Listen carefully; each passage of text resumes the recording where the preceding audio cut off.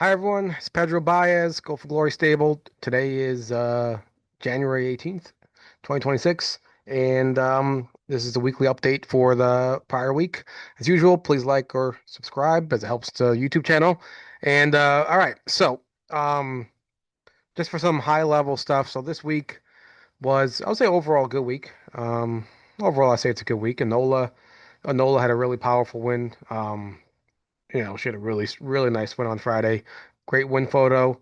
And I was actually texting one of the guys, and we don't even plan it. We don't even plan anything. And it's like when you have a horse that's live at the Meadowlands, because just a lot of people kind of in that area. It's like everybody, a bunch of people show up. So we actually had a lot of fun on Friday night, hanging out on the second floor because it was too cold to really be outside. Um, but yeah, we got win photo and she was great. She was awesome. So congrats to all the NOLA owners.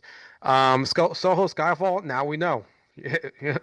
Now we know. We're checking his blood and everything, but now we know that we got to keep him on the half mile.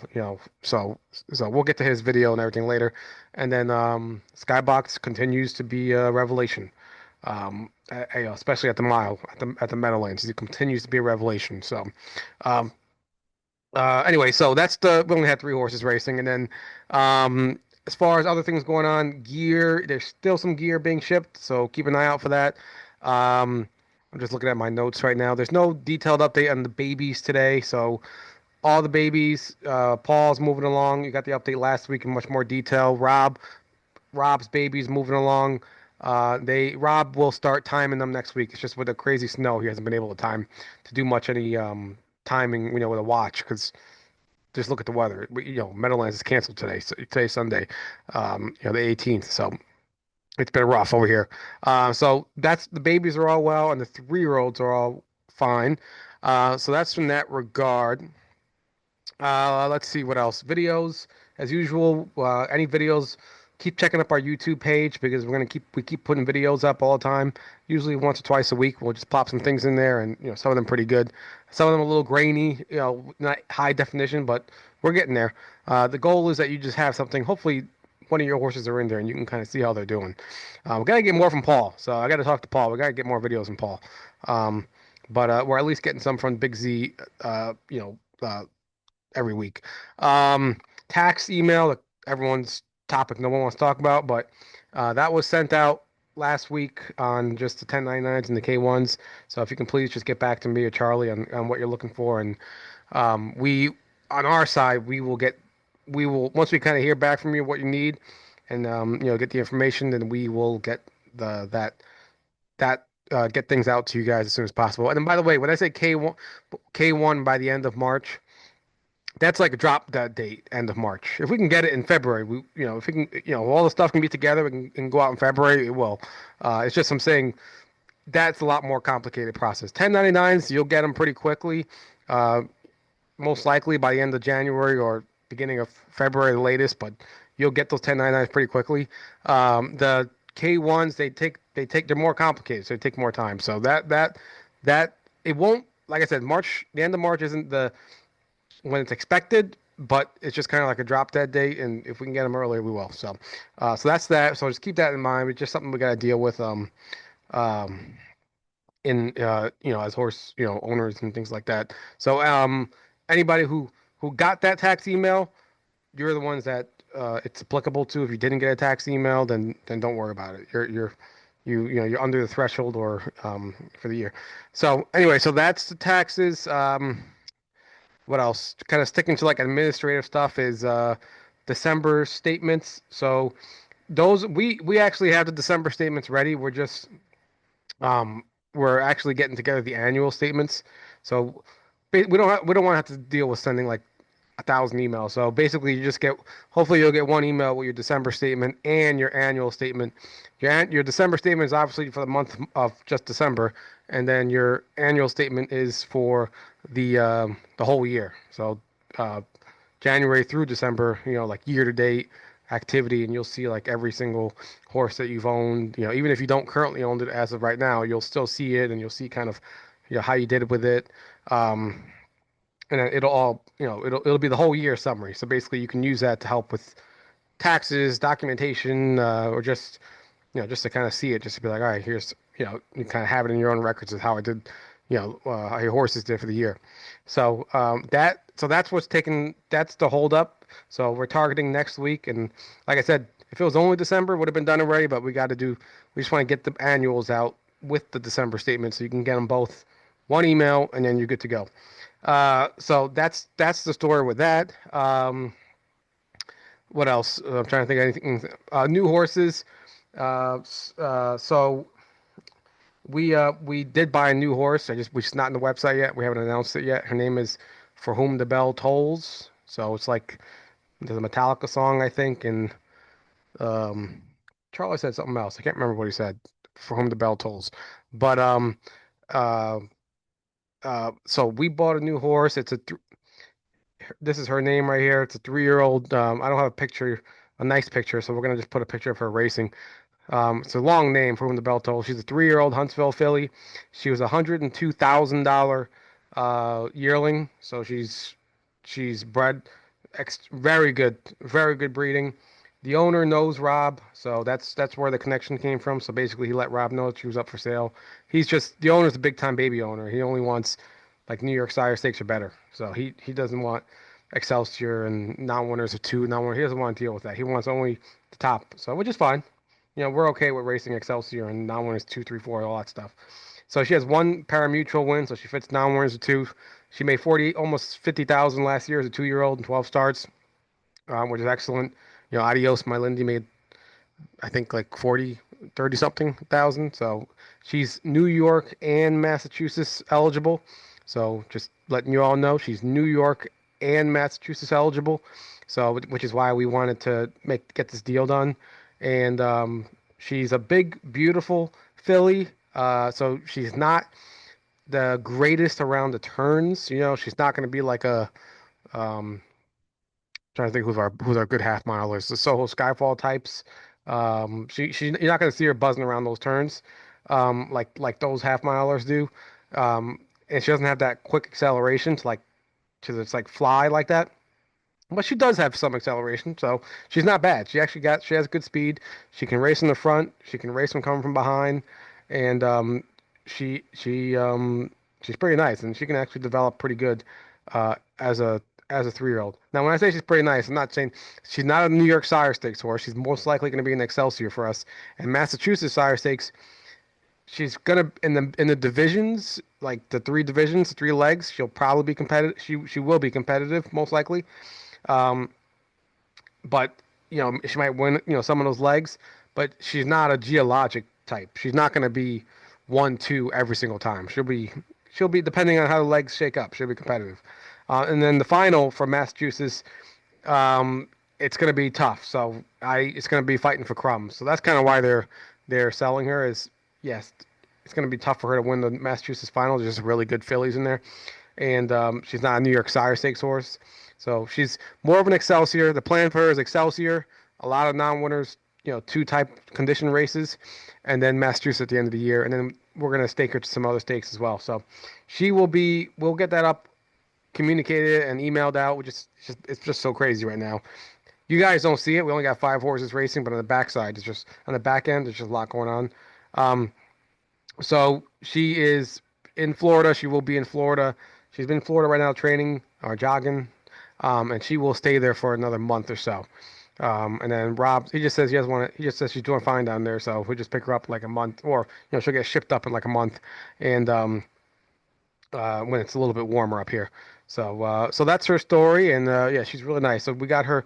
The price tag was a whopping $20,000. So that's $200 a share. So it's at that price. I mean, you really can't for 20,000 a share. I mean, $200 a share, 20,000 in total. You really can't for a 3-year-old filly, $100,000 yearling, 3-year-old filly who's actually proven to be pretty good. Yeah, we had to get that deal done. So, like I said, the current owner, he's a big time owner, baby owner. He likes the big stakes. For us, we're happy with Excelsior, and Excelsior has a $100,000 final, 7 $20,000 legs, plus Massachusetts at the end in September and October, plus the other stakes, Plus, she only has one pari-mutuel win. So there's a lot of benefits in this. Plus, she's only 3 years. She might get a lot better. We don't know. She's got pedigree-wise, she's got a nice sister, Rock the Bells, half sister by So Surreal, or actually three-quarter sister, who's made a 250,000, and she's really good. She really good horse, and she kind of developed later as a 3-year-old and older. So, um, excellent, excellent racehorse, new to the group. We just gotta get it communicated out. So, that'll come probably early next week, and then Artist Best, we also might be thinking about doing something with him. Um, so we might communicate that out as well. Um, he's a good horse, but he might not be a horse that, you guys or, the group, he might not be a horse for everyone, put it that way, because he's not the quality of the other horses that we have. He's probably the last horse that's not quality. So in the barn, racehorse. So we'll have to. He's good. I'm not saying he's bad. He's just not the Skybox, Nola, Soho Skyfall, Rosa, all the other types that we got. He's not one of those. Um, but anyway, so with that being said, let's get through the group, and it'll be, like I said, a little quicker because we're not going to go touch on the babies and the 3-year-olds. So, starting with Artist Best, he did not race this week, and he will be targeted for next week Sunday. So this Sunday was canceled. So we're going to try for next week on Sunday. We're going to try for that for claimers. And then we're going to try for, if we can't get the claimers, and we're going to try for Trackmaster 74.5, which it's actually been going reasonably lately. So that's the story with him. Like I said, we'll get something communicated out with him as well. Just um, like I said, it's a good horse, but he's kind of like the last cheaper horse that we have. So we want to get better horses going forward. We won't put it this way. We will not be claiming a 10,000 claimer or 12.5 claimer going forward. It needs to be better. So that's the story with Artist Best. So he's doing well. He'll be in the box. That the draw is Wednesday for Sunday.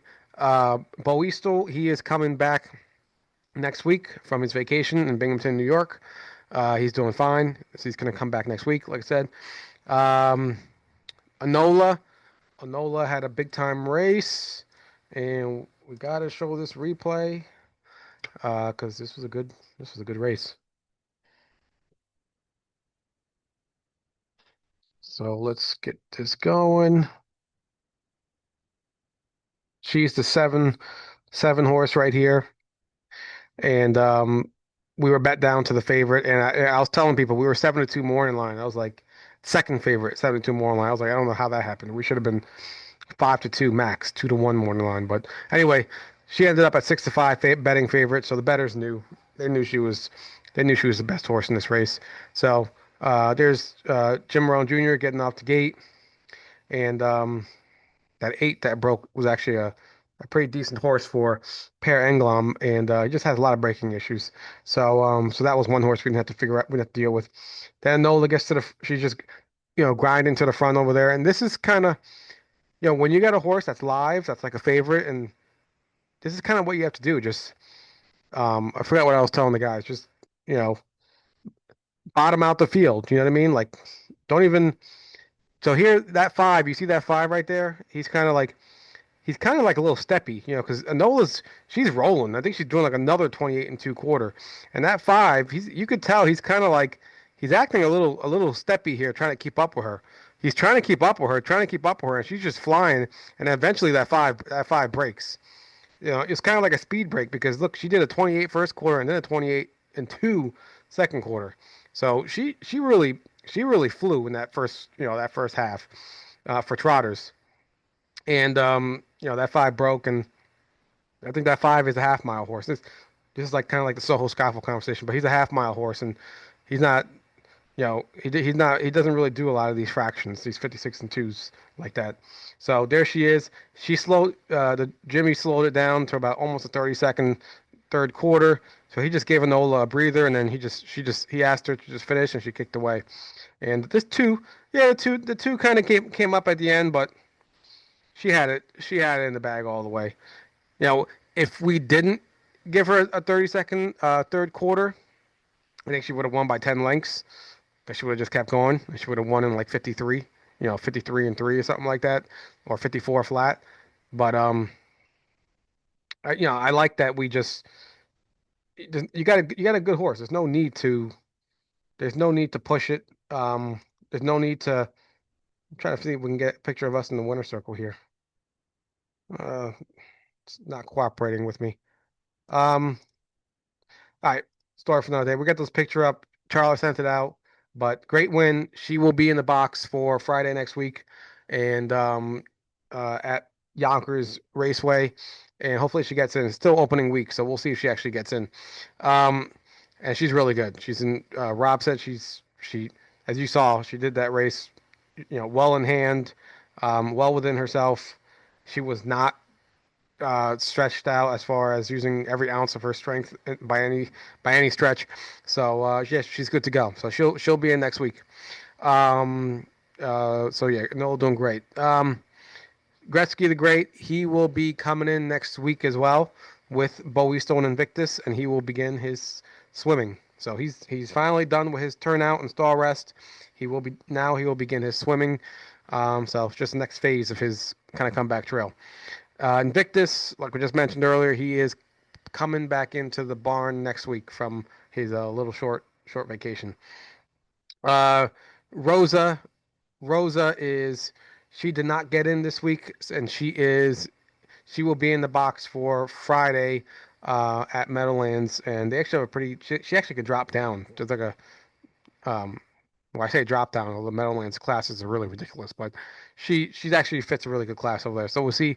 Let's hope she should get in because she didn't race last week or this week. This past weekend. So hopefully we just draws okay and should be fine over there. Um, it all depends on who's in and everything, but let's just hope she draws okay and gets in. Um, um, and right now with Yonkers open, things should get a little easier at Meadowlands because all those Yonkers horses that are really good, they were all at Meadowlands, so now in theory they're all stuff in the box at Yonkers. So that's a lot of good horses we don't have to worry about now. Um, let's see who's next. Mine Hunter, he is his qualifier. We thought his qualifier, well, it was a 19th, which is actually MLK Day. It's actually a 26th. So, oh, I'm sorry, 27th. His qualifier, he's ready to roll to qualify on the 27th, and then he'll race at Saratoga. So he's all good with Mine Hunter, and it'll be nice to get him back. He's like I said, like I always say, he's one of the better horses in the barn. Um, I'm just looking at the next horse, Ship's Revenge. Ship's Revenge. We gotta send. She is embarking on her next career to be a mother, to be a broodmare, and she's still turned out at Rob's farm in Big Z. She's just awaiting. She's basically when all those horses come down, she's gonna be on a truck going back up, and and she's gonna get under the lights, and which is part of the breeding process, and then the plan is to breed her to American Courage. She actually has pretty decent pedigree. Gets around the half.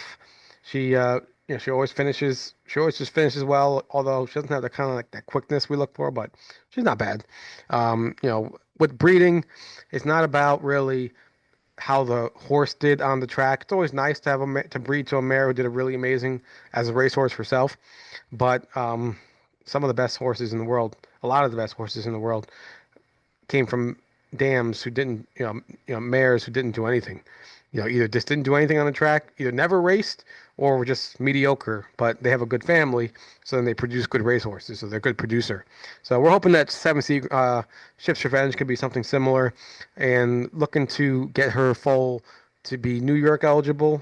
So Excelsior, all that stuff. We want to be New York and Massachusetts. So we're going to be dual eligible, New York and Massachusetts. And so race at Plain Ridge, and that's it. It's a long journey.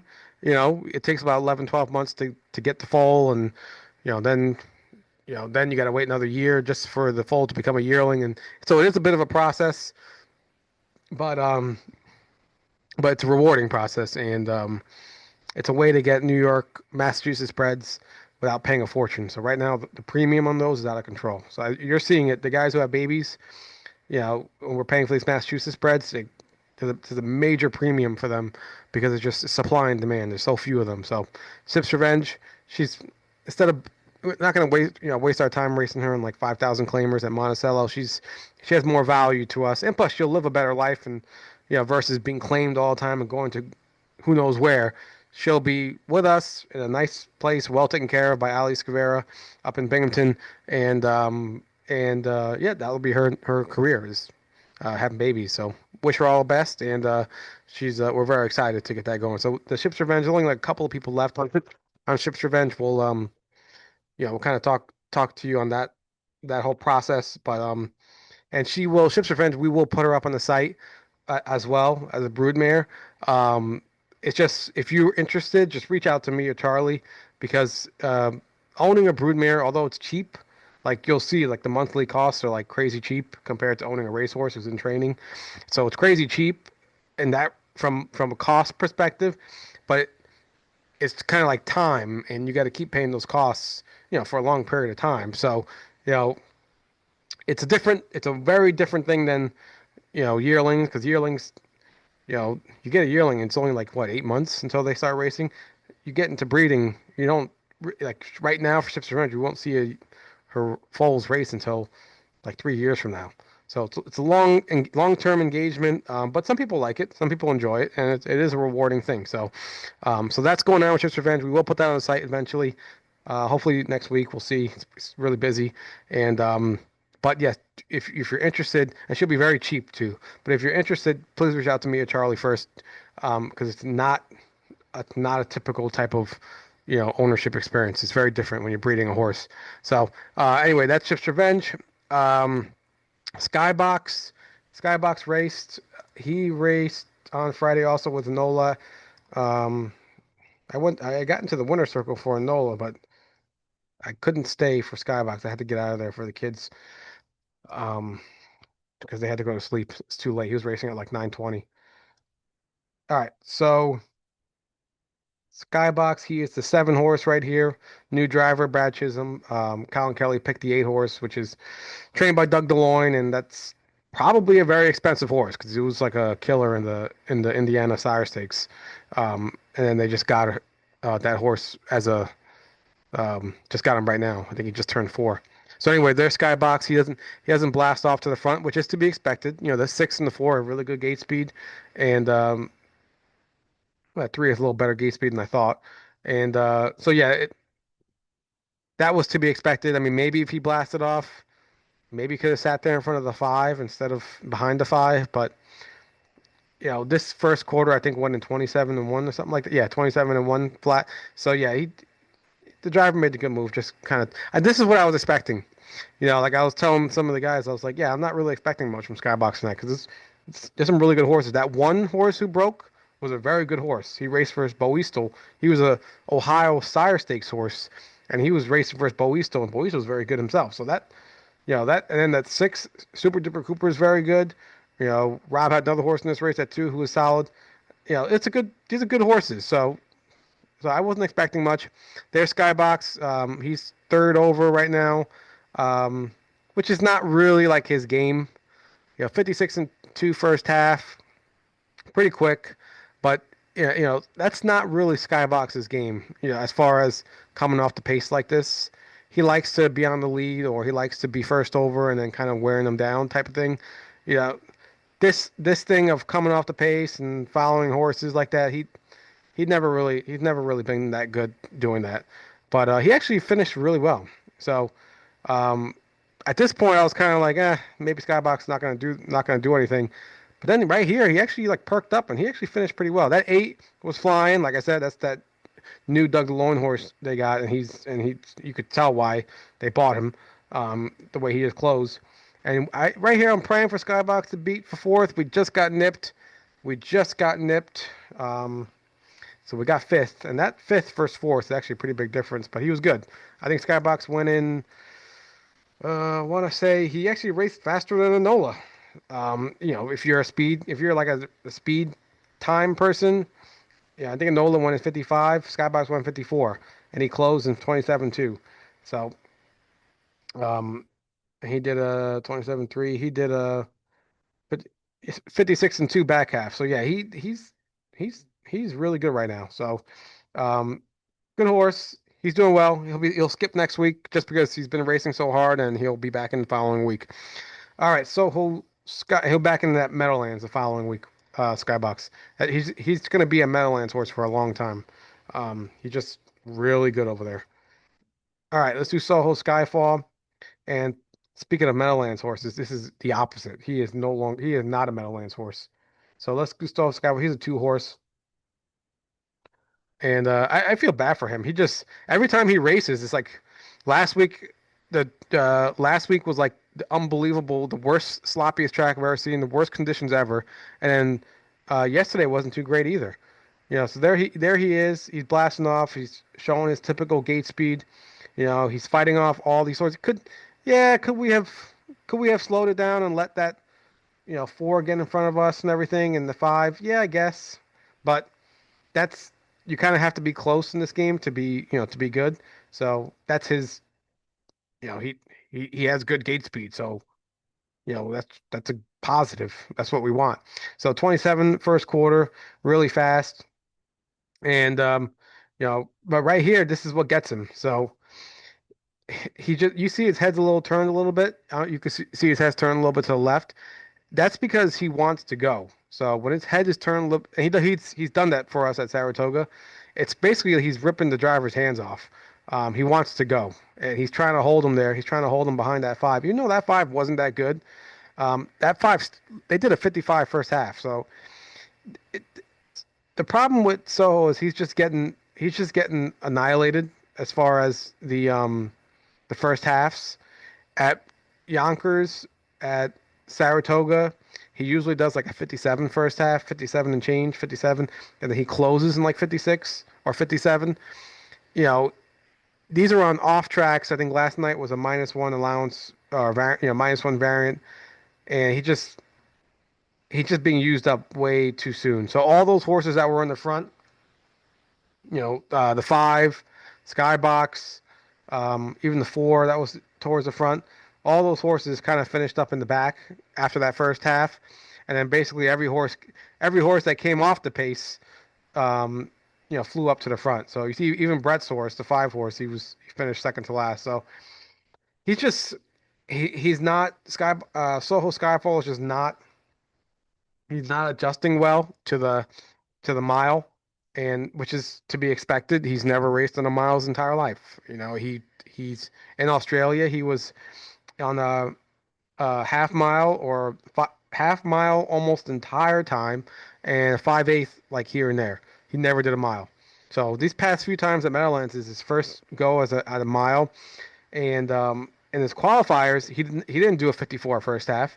He didn't do a 55 first half, so he just kind of coasted along in his qualifiers.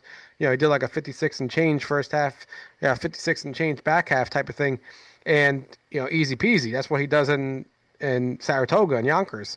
But once he starts in the real races and he starts whipping off 54, 55s on an off tracks, that's just he's he's not it's something he's never done before, and you can tell, and we can tell that it's just not he's an aggressive horse as it is, and it's just really being tough on him and wearing him down in the beginning. So he'll be back. He's targeted for the first week of Saratoga, which is actually not that far away. It's only 2 weeks away. Um, and we feel he actually fits really low in there. Hopefully he gets in because first week is always tough, but he fits really low, and he's comfortable there, and we can just and the fractions will be good. He will not have these 54, 55 first halves, unless he's like a speed tool, which won't happen with over there. Most likely it'll be reasonable first halves, and they'll be the horse is good. It's just we just gotta he needs to race how he wants to race and how he's used to racing and comfortable racing. So that's the story with him. And I'm trying to think what else with him. That was that. Well, pull blood just to see how it is, but he scoped okay, scoped clean, and that's his story. So he's off the Meadowlands wagon for a bit. Um, all right, and that is it actually. All right, so that's it. So anyway, have a good week. it's slow time, but there actually is a lot going on in the background. So Charlie and I will keep you updated, and we'll send emails out for any new things going on. And yeah, as usual, have a good week, good luck, and thank you very much. Take care.